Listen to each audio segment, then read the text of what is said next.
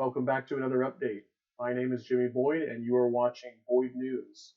Now, I have an urgent update right now for you regarding the war in Israel with Hezbollah in the north and Lebanon. It looks like what just happened recently is Hezbollah has retaliated for the killing of the Hamas deputy chief. His name was Saleh al-Arori. He was killed in Beirut recently um, by a drone strike by Israel, and Hezbollah immediately declared that they were going to retaliate for his death. So they have attacked northern Israel. Looks like it was in the area of Maran, I believe is the name.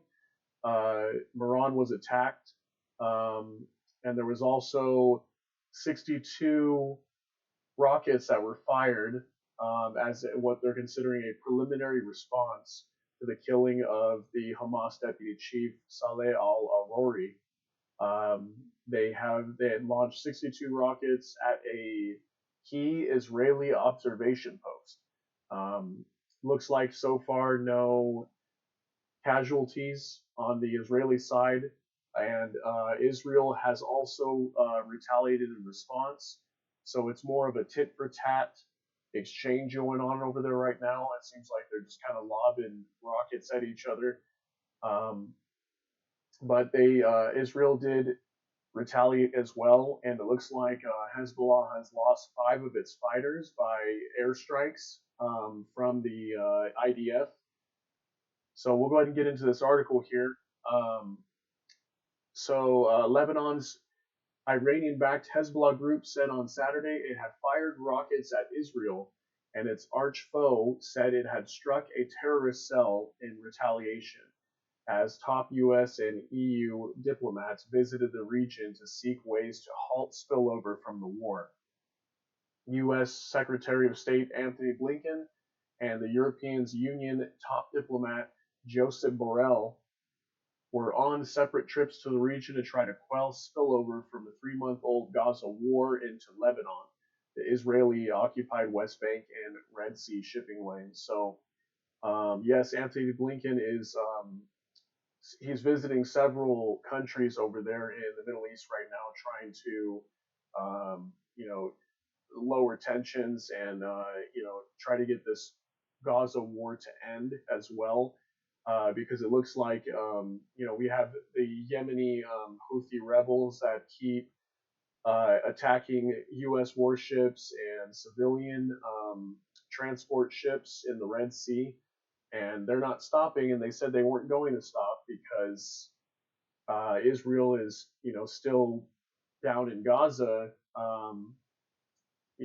trying to get rid of Hamas, and unfortunately, a lot of civilians are dying down there, and Gaza is just getting completely torn up. And from what I'm seeing, it's not even a habitable environment anymore for the people down there, and many of them are having to leave and find somewhere else to go. So um, Israel's under a lot of pressure right now because of these Red Sea shipping lane attacks that are going on.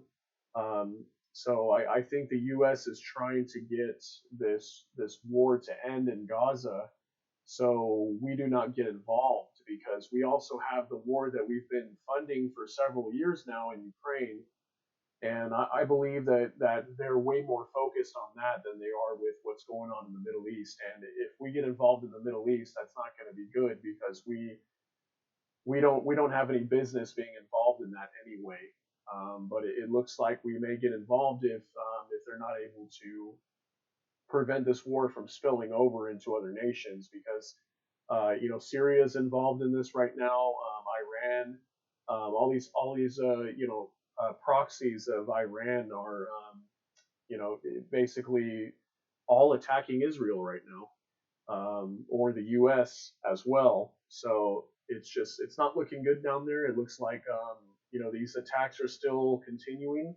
It looks like there was air raid sirens across northern Israel early today on Saturday. The military said it had identified some 40 launches from Lebanon toward the area of Meron, which I was talking about earlier. So there were no casualties or damage that was reported. Um, Lebanese Islamist militant group Jama Islamiyah said it had fired 2 volleys of rockets at Kiryat Shimona in northern Israel. The third operation has claimed since the Israel-Hamas war, erupted on October 7th.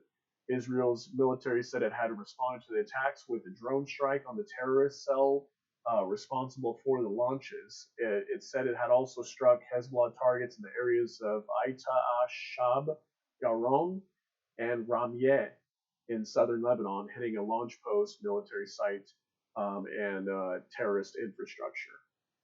So again, Hezbollah did lose about 5 of its fighters in these attacks. Israel has not lost anybody, at least not reported.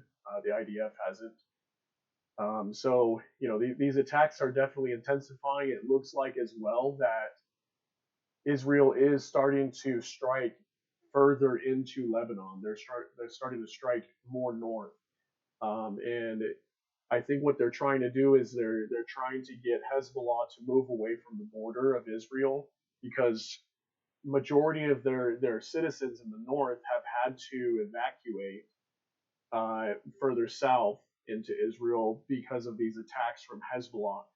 So I'm thinking what's happening is Israel is going to slowly move out of Gaza. I don't think they will completely pull out, but I think they are going to continue to get ready to potentially to go to war in the north with Hezbollah as well, because it doesn't look like Hezbollah wants to move away from the border. It looks like they're gonna stay there and continue fighting. So there's a possibility that the IDF may have to move into Lebanon to push Hezbollah away from the border, so that way their citizens can move back to those areas, because right now it's not safe for them due to all these rocket attacks. So it's not looking good over there. Hopefully it does get better, but I don't think it will anytime soon. I think it's going to continue to escalate, and we're going to be seeing bigger attacks. Maybe even more, false flags and things like that that will escalate the conflict over there. And we are still waiting to hear and see what the United States is going to do regarding the Houthis, because the Houthis are still not stopping their attacks, even when we've given them a blatant ultimatum to let them know that, hey, if you guys don't stop these, we're going to utilize military intervention, and we're going to have to attack your country and take out the Houthis.